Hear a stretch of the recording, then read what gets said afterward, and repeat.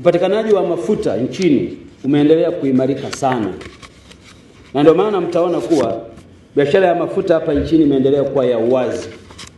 Pamoja na hali hiyo, bado kuna kazi ya kufanya ili tuangalie kila namna ya kuhakikisha kuwa bei ya mafuta inakuwa halisi. Isiwe tu bei ambayo inatokana na kwamba premium zinakuwa hivi na hivi, ziwe ambazo ni halisi. Taarifa imeonyesha vile vile ukuaji wa mahitaji ya umeme, ambapo katika kipindi hiki tumetoka kwenye ukuaji wa megawati 170.5 mwaka 2022-23 mpaka kufika megawati 1645.25, sawa na ongezeko la megawati 174.7 kwa mwaka. Na kama tungechukua taarifa ya leo, maana hii ni ya mwaka wa jana, leo tunavyozungumza demand yetu peak yake imefika megawati 1900.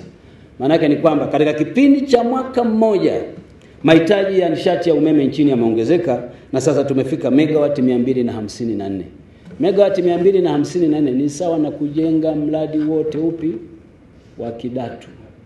Ujenge mara moja. Maana yake ukuaji wa uchumi wa nchi yetu kiashiria kimoja wapo ni hiki. Na mtu akija kukuambia kwamba uchumi haukui, moja ya kipimo cha kujua uchumi unakuwa, angalia namna taifa hilo linavyotumia umeme. Na hapa mtaona kwamba ukuaji wetu ni mkubwa mno. Taarifa imetupa tahadhari vile vile. Imetuonyesha kuwa itakapofika mwaka 2035 mahitaji ya umeme nchini yatafika megawati 8055. Na itakapofika mwaka 2030 mahitaji ya juu peak demand ya umeme nchini itafika megawati 4878. Hicho ndicho anachosema mbunge mwenzetu, mwenyekiti wa bodi, profesa ambaye amekuwemo humu kwa miaka mingi kuliko mwingine yoyote. Nilikuwa namuuliza Judith mwaka 85 alikuwa wapi? Akaniambia alikuwa kwa muumba wake. Kama tutaamua tukaridhika tusiwekeze kwenye nishati, na hili nalizungumza kila mahali, manake ni kwamba kule tunapoenda kwa uchumi unavyokuwa tutahitaji umeme mwingi zaidi. Lazima tuanze kujenga vyanzo vingine sasa.